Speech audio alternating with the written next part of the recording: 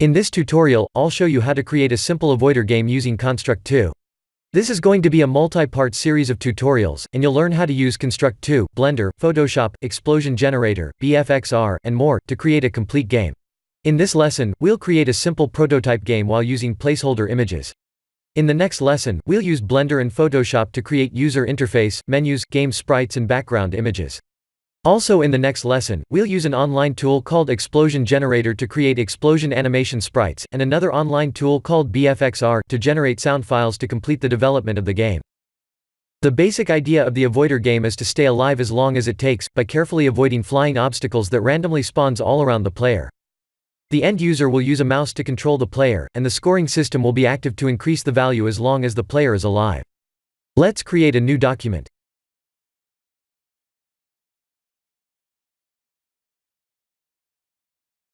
We need to change the window size to 800 by 800.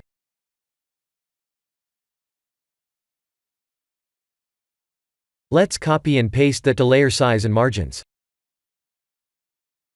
Let's double-click the canvas to create a new sprite called Player 1.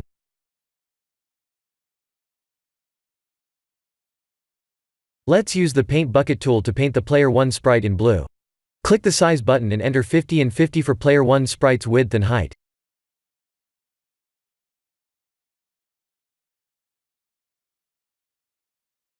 Let's clone Player 1 4 more times, and drag them to canvas like this.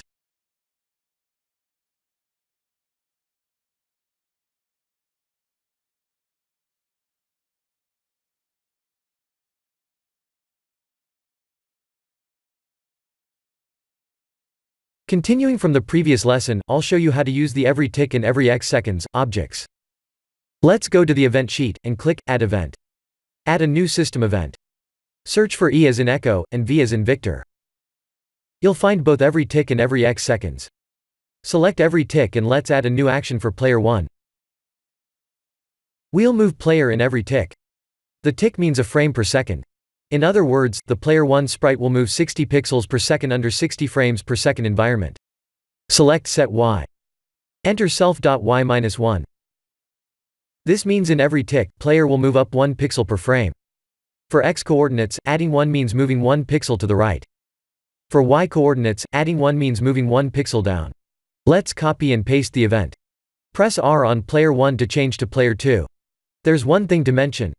Construct 2 doesn't give error messages to illogical mistakes, like the one I'm about to make. Remember, we're currently using the setY object. Let's see what happens when we enter self.x+1 on the setY object. There was no error message, but clearly we can see something is wrong. What we wanted to see was Player 2 object moving up in every tick, but Player 2 got stuck above instead. When you notice something like this, that's when you need to double-check the event sheet to see if there are any logical mistakes. Let's double-click the action, and click the back button to change the action to set X.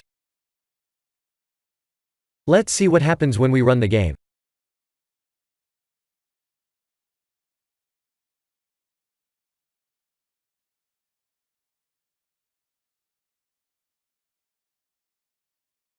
Let's copy and paste Player 1 and Player 2 actions, and turn both of them to Player 3 actions.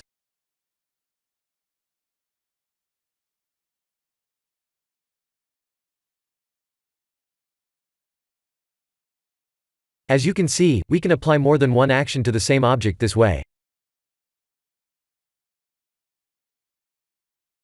Let's duplicate one more set of Player 3 actions, and change self.y-1 to self.y+1. Now we should have self.y plus nothing. As you can see, only x is moving twice fast, because x is now set to -2. So basically this is how actions work under every tick. Let's remove the last action and see what happens when we run the game.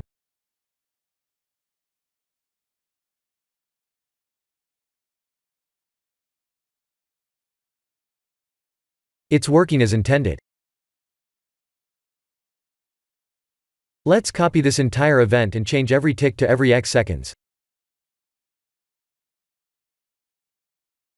The interval should be 1. Let's delete these actions and change Player 1 to Player 4. Let's run the game to see what happens.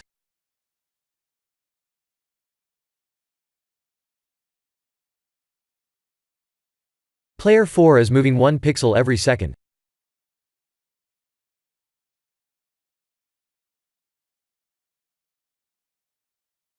Let's copy the every x seconds event and change the interval to 2.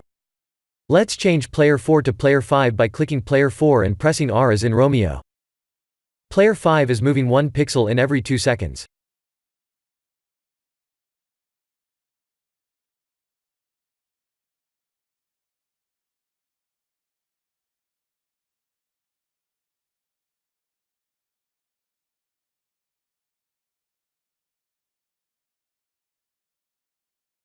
Let's go back to the canvas and remove player 2, 3, 4, 5.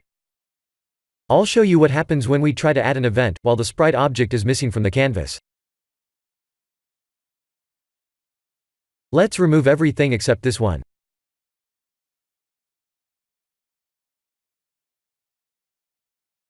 We're going to create player 2 by adding a system event called createObject. Remember how we have changed the canvas size to 800 by 800 when we started this lesson? If we want to spawn something randomly from the top of the screen, then we can use the random command and set the number between 0 to 800, because the width of x is 800. If we want to spawn something randomly from the side of the screen, then we can use the random command and set the number between 0 to 800, because the height of y is 800. The exact command we enter is random, open bracket, 0, 800, close bracket. This means once in every 2 seconds, we'll see player 2 randomly spawning on the top of the screen, because its y is set to 0. If we wanted to spawn player 2 at the bottom, then we'd enter 800 as its y. Actually, what we should be doing, is, assigning higher number than 0 for the y because it will be difficult to see our player 2 object at the bottom of the screen. Let's enter 55 as y. Let's run this game and see what happens. There is an error message, because we've triggered an event without having that object resting in the canvas. What we need to do now is dragging player 2, 3, 4, 5 to canvas from the project window.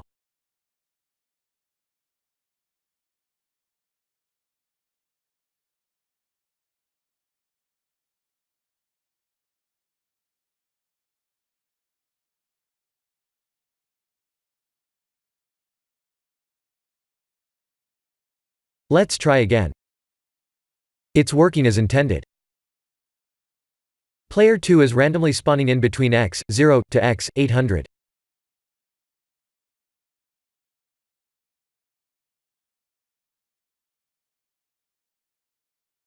Let's copy this event for player 3, and switch its x and y positions.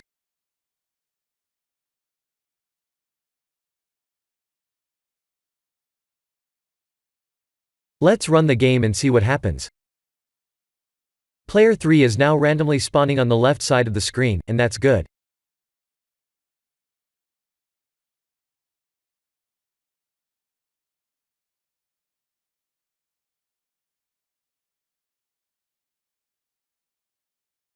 Let's add the every tick event. Let's move player 2 down 1 pixel per tick. This means as soon as player 2 spawns, it will move downward.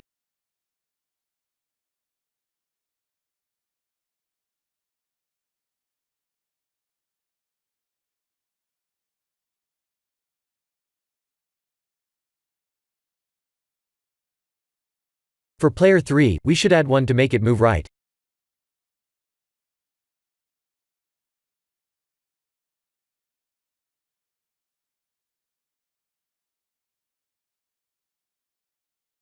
Let's run the game and see what happens. Player 2 should have +1, instead of -1.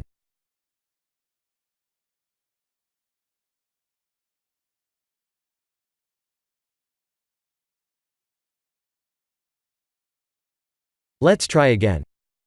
It's working well.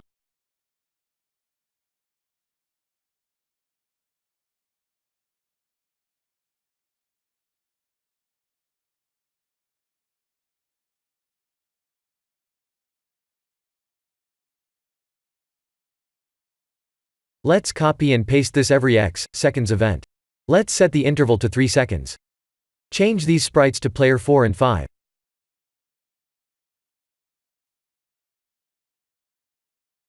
We need to make sure player 4 spawns from the bottom of the screen.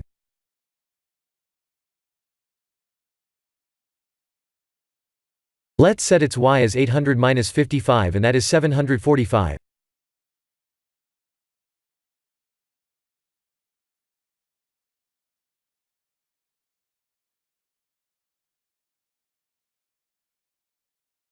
For player 5, its x should be 745 because we want it to spawn from the right side of the screen.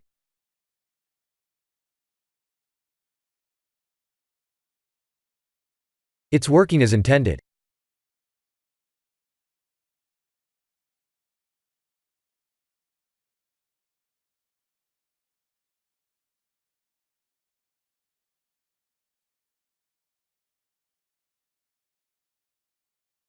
Let's copy this action and replace the sprites as player 4 and 5.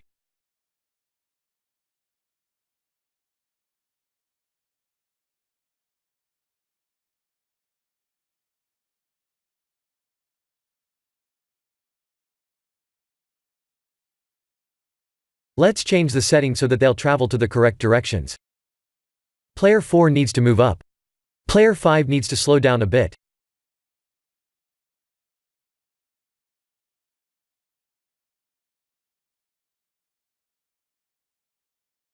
It's working well. What we want to do now is giving the end user an ability to control player 1 with a mouse. We can do so by adding a mouse object to the canvas.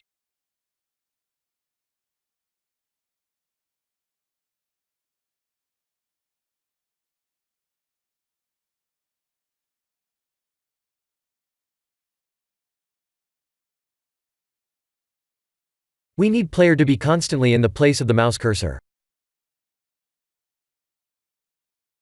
Let's set player 1's X and Y to mouse X and mouse Y.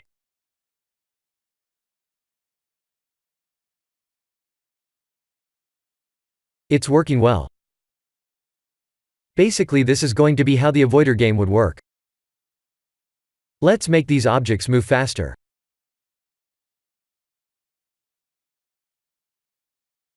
Let's change their speed to 20 and 10 and test the game.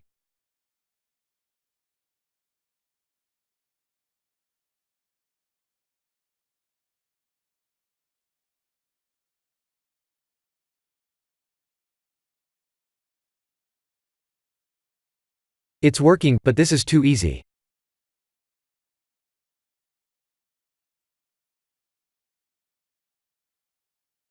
Let's make the game more difficult by duplicating the sprites being spawned.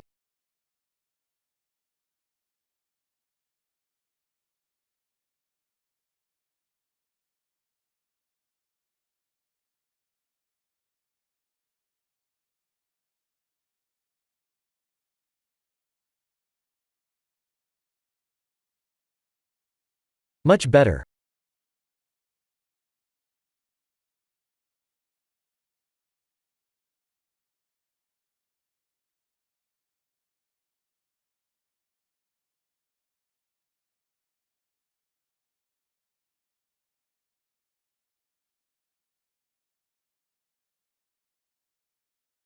What if we were to change the speed again?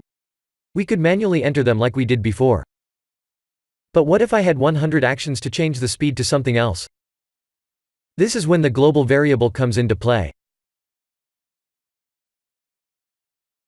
We can create a new global variable called speed and link all actions to the speed.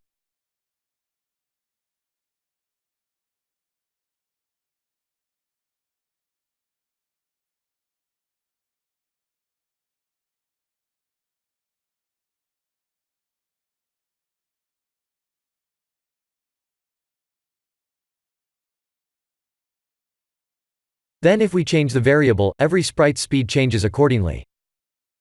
It's very important to use the variable, because we can even make the sprites go faster if the player reaches a certain score. This game is very challenging and fun to play. We need to add the player death action. We can add a collide action to destroy the player, once the player collides with enemy. But we need to stop the game at the same time. Let's create a new global variable called alive.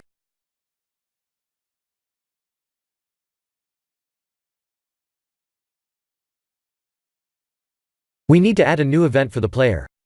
Let's add the collide action and set the player sprite to be destroyed.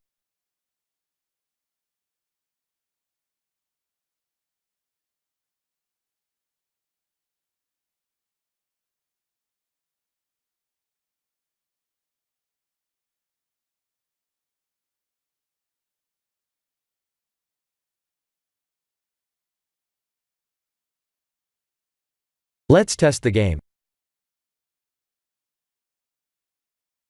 The player sprite was destroyed, and the enemies are no longer being spawned.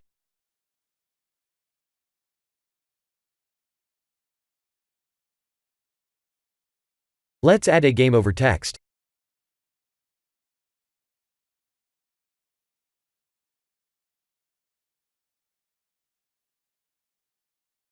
We need to set its visibility as invisible. We can trigger its visibility once the player dies. Alright, the text remains hidden, so that's good. Let's add a command to show the text once the player dies. Let's test the game.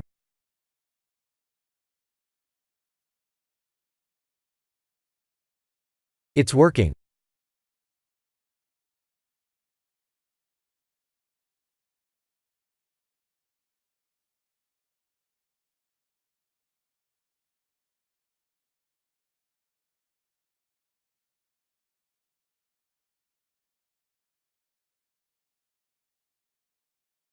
Let's add 1 to score in every tick.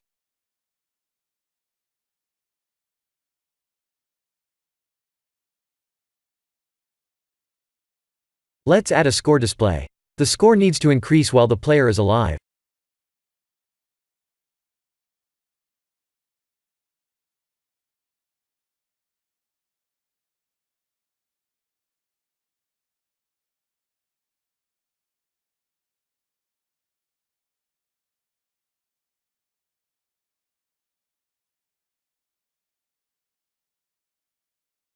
It's working well.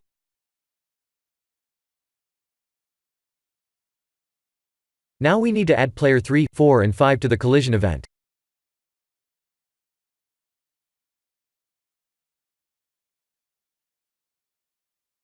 We can do so by right-clicking the event and placing the or field. Then we can copy and paste the player 2, 3 times and change the sprite names accordingly.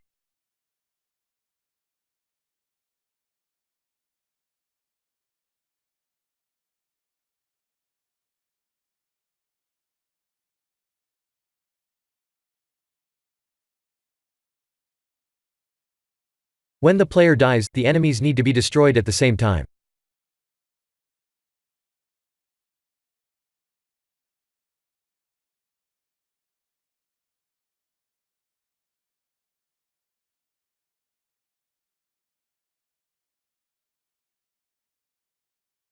Let's test the game. The score is keep on increasing even after death. This is when the alive global variable comes into play. Let's add a new condition to this event. And we need to say, while the alive is set to 0. That means this event will only trigger when the player is alive.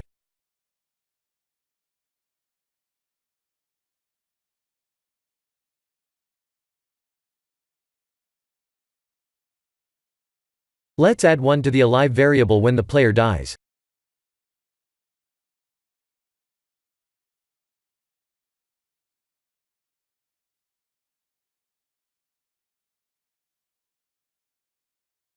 Let's test the game.